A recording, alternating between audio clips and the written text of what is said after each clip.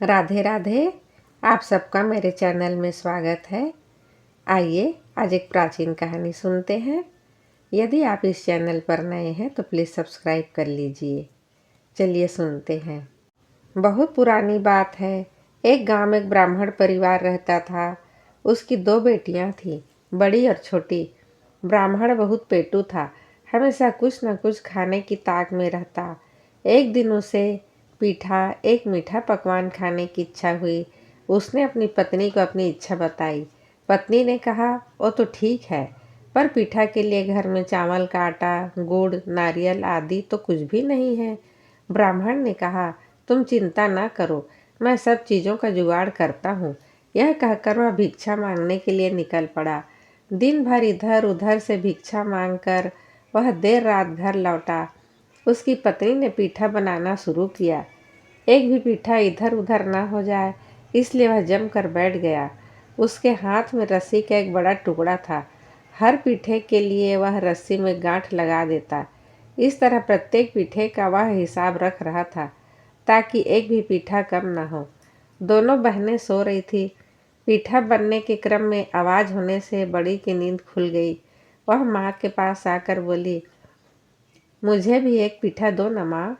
ब्राह्मण की पत्नी जानती थी, ब्राह्मण जितना पेटू है उतना गुस्सैल भी। उसने कहा, बेटी यह तुम्हारे लिए नहीं है। क्यों? बड़ी ने पूछा। माँ ने कहा, इनमें से अगर तुमने एक भी पीठा खाया तो तुम्हारे पिता तुम्हें जंगल में ले जाकर छोड़ देंगे।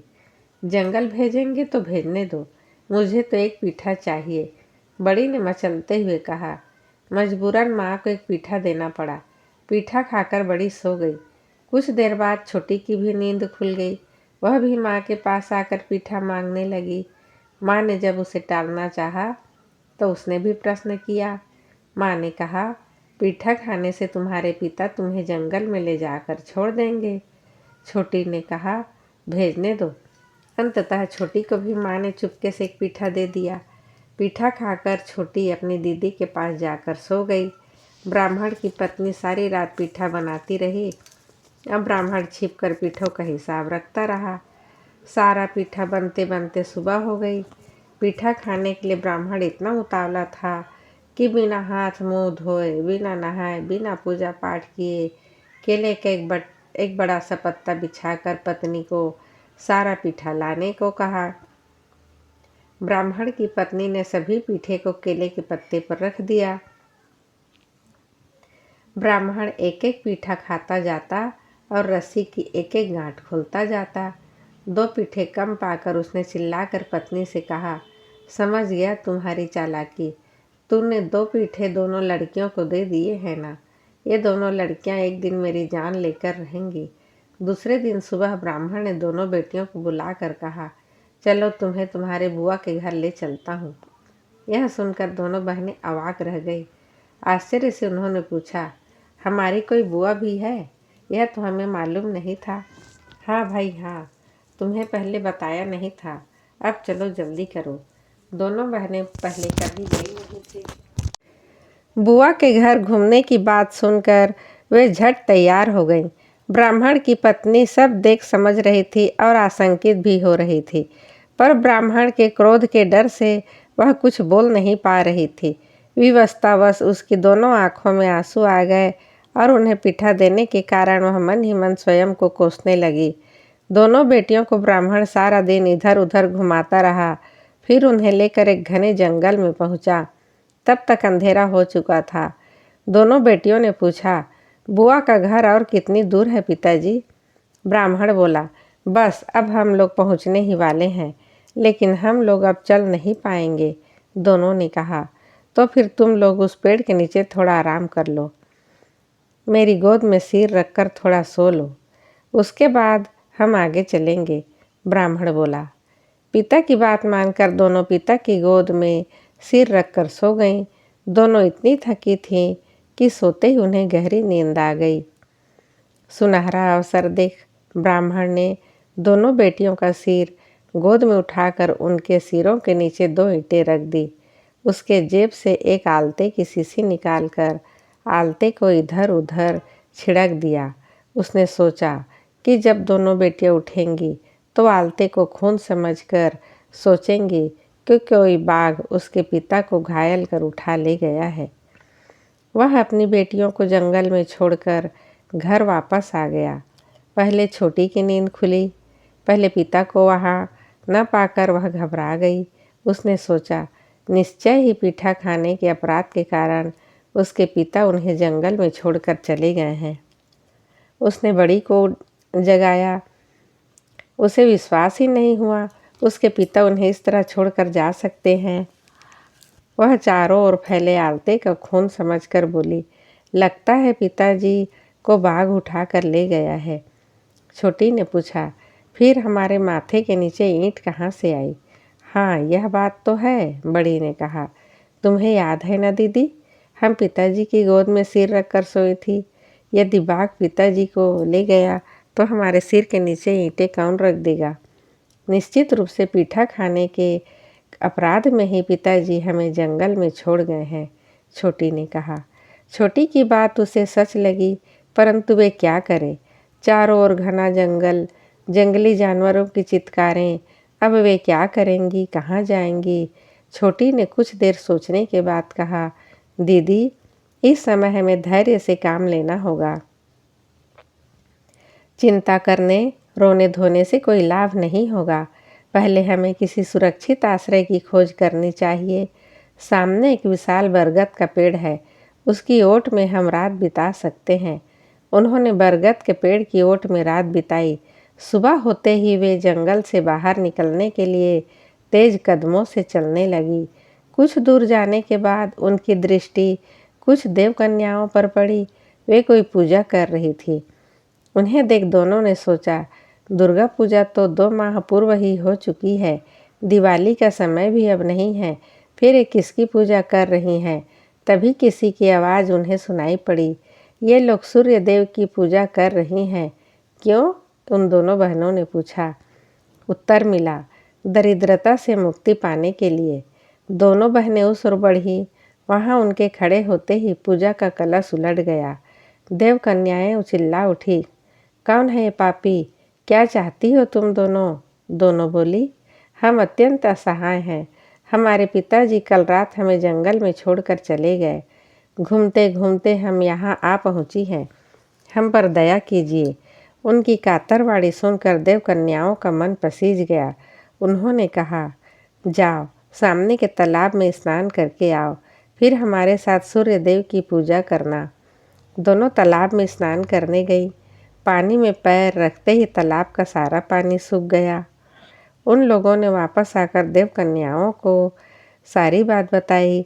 तब तक देव कन्या ने दूब की एक अंगूठी तैयार कर उन्हें दी और कहा, पहले इसे तालाब में फेंकना, फिर उसमें उतरना। किसी प्रकार की असुविधा नहीं होगी। दोनों बहनें तालाब के पास पहुंची और दूब की उस अंगूठी को उस तालाब में फेंक दिया। देखते ही देखते तालाब पानी से भर गया और वे उसमें स्नान कर लौट आई। पूजा समाप्त होने पर देव कन्याओं ने उन्हें वर मांगना सिखाया। देव कन्याओं के कथनानुसार दोनों बहनों ने सूर्य देवता के सम्मुख अपनी मनोकामना प्रकट की। उन्हें प्रणाम करके सूर्य देव का प्रसाद और कलश लेकर घर की ओर चल पड़ी। रास्ते में एक जगह दोनों ने देखा, एक छोटे से तालाब में ढेर सारे कर्मी साग हैं। उन्हें साग तोड़ने की इच्छा हुई। दोनों ने जैसे ही तालाब की ओर पैर बढ़ाया, एक सोने का सिर बड़ी के पैर में उलझ गया। छोटी ने उसे उठाकर कपड़ों में छिपा लिया। उसके बाद दोनों घर की ओर चल पड़ी। घर पहुंचने पर उसके पिता ने उस सोने के सिर को देखा तो घबरा कर चिल्लाते हुए बोले, क्या है यह? इसे यहाँ क्यों लेकर आई हो? क्या हमारे हाथों में हथकड़ी लगवानी है? पिताजी, आप क्या कह रहे हैं? हम तो साग तोड़ने गई थी। हमें तो यह वहाँ अचानक मिल गया। तुम्हारे कहने से कुछ नहीं होता, तुरंत इसे फेंक दो।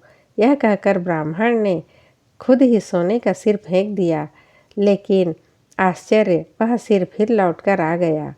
ब्राह्मण अवाक, ऐसी घटना उसने पहले कभी नहीं देखी थी। दोनों बहनों ने जंगल में देव कन्याओं से हुई भेंट और सूर्य देव की पूजा की सारी बातें अपने माता पिता को बताई। ब्राह्मण की पत्नी ने सारी बातें सुनने के बाद बेटियों द्वारा लाए गए सूर्य पूजा के कलश को घर में स्थापित कर दिया और वह उसकी पूजा करने लगी। देखते ही देखते उसके घर का सब कुछ बदल गया।